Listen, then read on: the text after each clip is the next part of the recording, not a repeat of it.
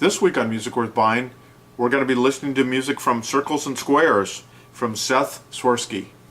And also the latest album by John Paul White entitled Beulah.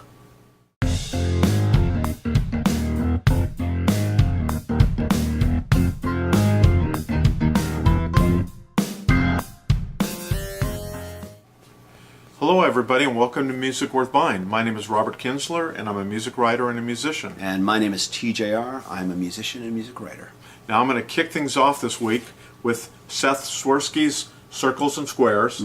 Now Seth is an amazing singer, songwriter, producer, multi-instrumentalist. He's actually also a great filmmaker. He did Beatles stories, which I think we featured, I don't know if it was on our old channel. On the old channel. But a great documentary where he interviewed pretty well-known people about, who had great Beatles stories, like either love affair, either meeting the Beatles or, even Sir George Martin, I think, was one of the people they had on the film. He's a huge Beatles fan, and that makes him a great guy. He's a big Beatles fan. But this new album, Circles and Squares, is just awesome. I mean, this might be an independent self-release, but it equals so many of the big budget albums that I get from mainstream artists over the last couple of years. This is just wonderful. And let's listen to a little bit. And why don't we listen to a little bit of Shine, which is just a great shimmering track that kicks this album off. And let's listen to a little bit. Okay, you got my attention. I'm ready. Okay, here it is, Shine.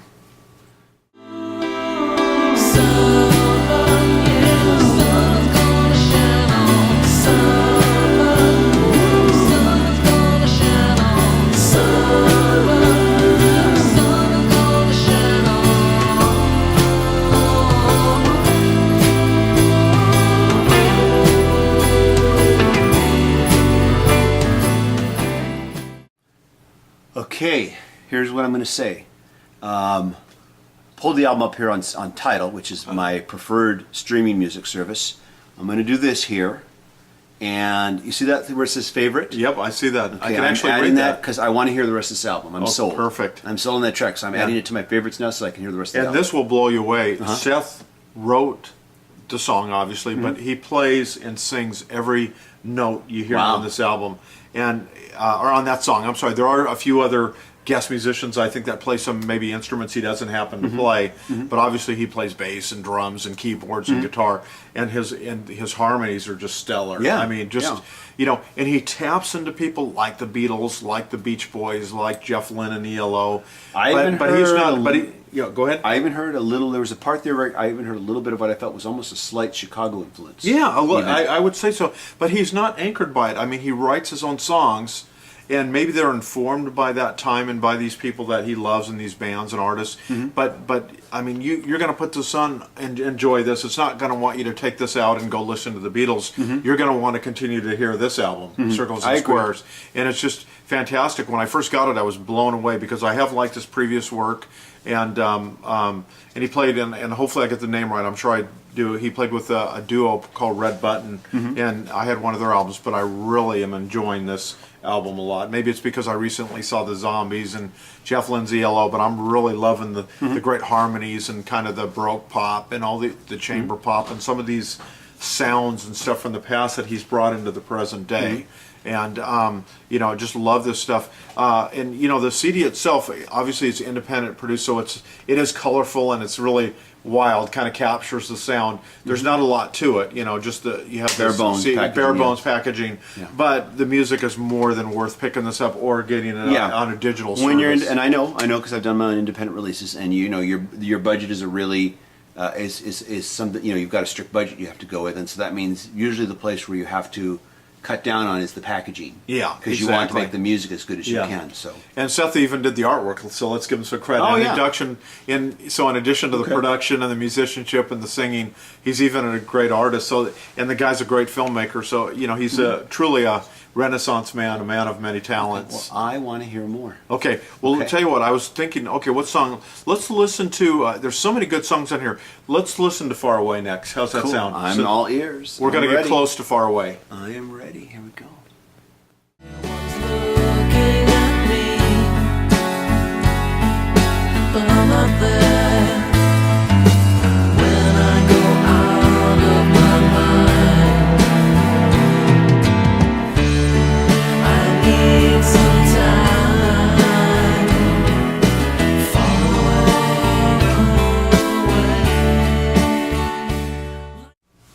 Okay, second song, and here's what I think. I think that after we get packed up at the end of this shoot, and I'm driving home, I'm listening to this album from start to finish. That's what I'm going to do. And you're going to enjoy that drive home, even if there's some traffic, which is typical here in Southern California. There's traffic, but yeah. And I did say he had been in a group. I said Red Button. I think technically they were called the Red Button, but I didn't have the name right. So well, you got it wrong. So he's going to hate you forever now. So if you love this album as much as I do, then you're probably going to want to check out his previous albums or his work with the Red Button too. Sure, I'm actually curious. Just based on those two songs, I'm hoping, I have a good feeling based on what you're saying, I'm going to like this whole album as much as I've enjoyed the little I've heard of each song. And I definitely will probably want to check out the Red Button also. And we're almost through the end of 2016 now, and as of now, this is definitely one of my top 10 albums of the year. Yeah, and that's why when you said, oh, what else do you have, you know, bring in a new artist, or you know, feel free to bring in what you're passionate about. I go, you know, I've been listening to this pretty much as often as I can since I got it, and I've had probably 6-7 weeks or so, and I go, you know, I got to give this album some love, you know, on the show, because Absolutely. it is a great album, and you know, I'm so thankful that great independent artists are still making albums. I know a lot of people just say, hey, let's record a single and put a single out and do a you know, a video and stuff. I'm glad, because this really stands up as a great album. You know, and that's wonderful. You know, independent artists doing a great album in 2016 when it's expensive, and especially you're doing everything yourself. You know, and packaging it and stuff. So check that out. And so, what did you bring in today? Yeah, I'm glad you brought that in. I'm looking forward to hearing the rest. So as far as me, well, I have with me the second album by John Paul White, entitled Beulah. And a little bit of a disclosure I should give here. You know, oftentimes, you know, sometimes people send me CDs to check out to possibly review on the show. A lot of times I'm just sitting there on Tidal and I'm just kind of scrolling through new releases. And a lot of times, you know, I can't read without my reading glasses, and I'm just looking at covers. And sometimes, oh, that looks like an interesting cover. I'll just hit play, just based on the artwork that I see. Oh, that looks interesting. And I'll listen for a little bit and just see if it strikes me. So literally, when I started to first hear this album, I didn't know it was John Paul White. And let me pause here. In case you're wondering, saying John Paul who? John Paul White, I'm sure that most people know the other half of the Civil Wars. With Joy Williams. With Joy Williams, Right. yeah. Who, you know, broke up, released some good music and then broke up. And, you know, a while back, I did cover her solo album Which here, is fantastic. Venus, which was a fantastic album. And quite a departure from the Civil Wars. And so, but I didn't know I was listening to John Paul White at first. I just was hearing, wow, these are amazing songs. These are really good. And then, you know, I put my glasses on. Oh, John Paul White. Yeah. Oh, I know that guy. But the bigger surprise was this was his second album. And this is what continues to shock me in today's music world. We are assaulted by so much media that I was not aware he'd done a first album. And I'm like, you know, but this has happened to me before, where people that, even bands and artists that I follow and have a lot of their catalog of, I find out I didn't know they had an album out. When did this happen? And at any rate, though, so yeah, I was listening to this and then found out who it was and said, oh, okay. Now, you know, like I said earlier, Joy Williams, hers was quite a bit of a departure from the Civil Wars. I do not want to say this sounds exactly like the Civil Wars, because it doesn't. This is John Paul White, but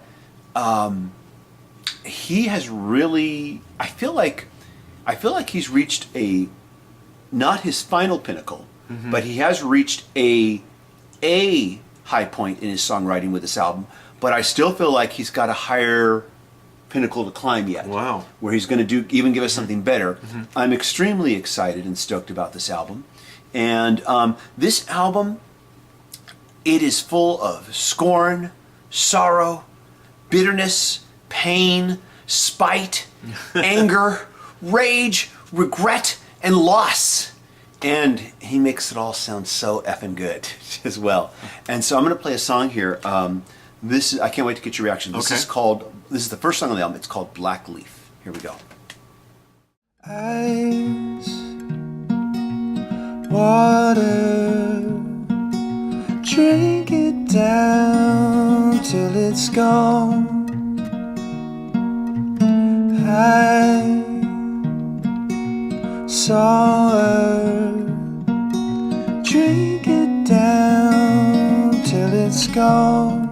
Oh, well.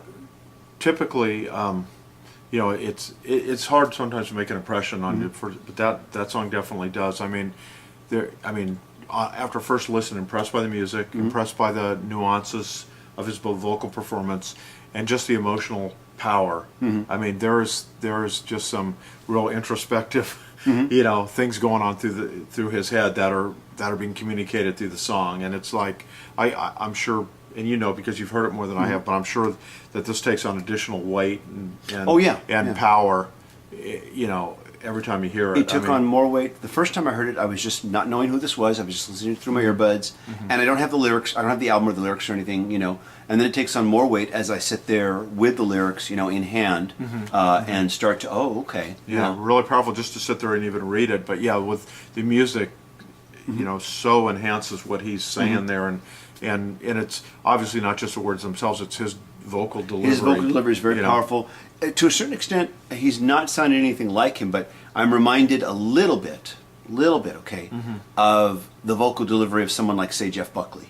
Okay. There's just something emotional about that. That's just like there's just so much behind every single vowel, not just every word, but every even vowel and consonant. Right, I would agree with that. Yeah, and that's what strikes you.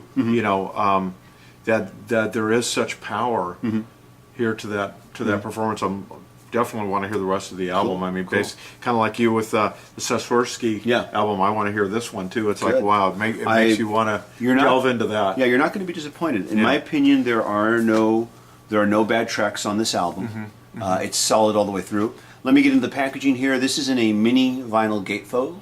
Here is the front and back cover. And if we turn it a little bit of the angle, maybe we get, because we got the studio lights. There we go. You see it a little better. And here is the interior here. Oh, very nice. And I love the artwork. I think the artwork's beautiful. I'll bet this looks amazing. Larger vinyl size. I think it probably looks outstanding. It almost looks like it was done with a watercolor painting or something. Yeah. Very nice. Yeah, it looks like a watercolor. Yeah. Booklet also equally nicely designed.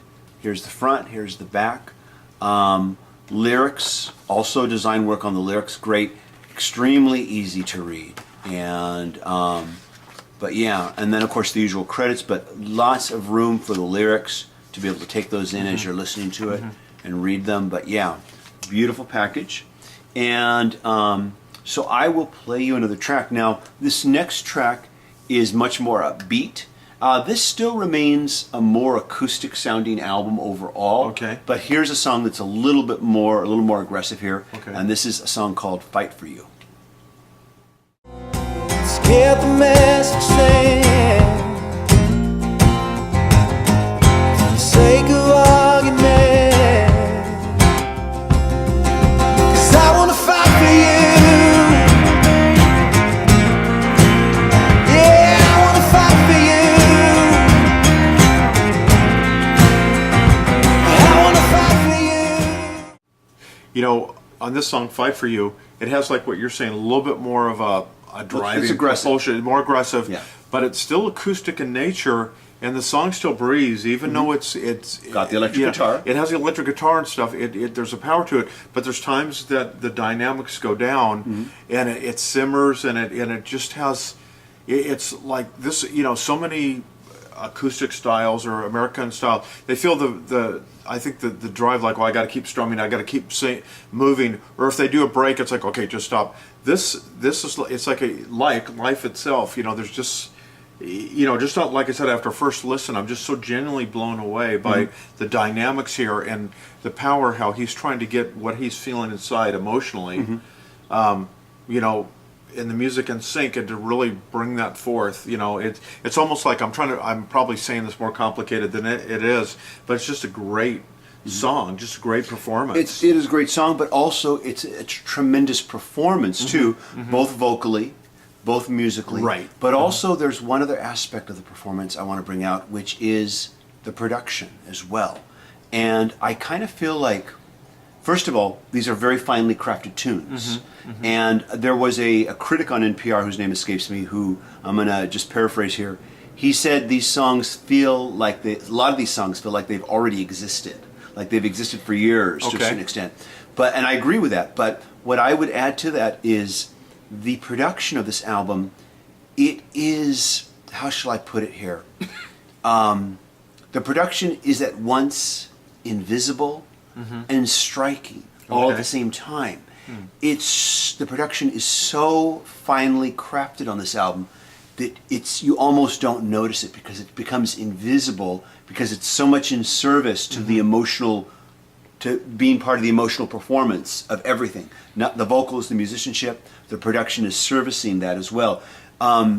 As I've listened to it, you know, and it's that old saying: the more you hear, the more you listen, the more there is to hear. Oh, right, It's exactly. there's new as I listen to it, I find more nuances to hear. And but yeah, and as you do listen, wow, that's amazing. Yeah, The more you become aware of the production, the more striking it is. But at the same time, it can become completely invisible as Yeah, well. that's a because real it's just well it's just stated, serving yeah. the whole.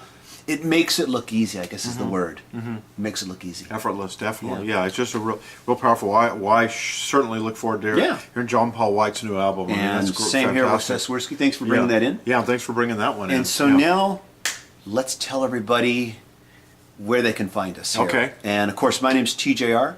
You can check out my music at tjrmusic.com and check out my own videos at my YouTube channel, which is TJR The Original, youtube.com/TJR The Original. And Robert, where can everybody find your work? Well, of course, they can find me right here at musicworthbuying.com, at ocregister.com, where they run my concert reviews. Concert reviews. And then at desertstarweekly.com, you can read my weekly album and music DVD columns there. Right on, right on. Okay.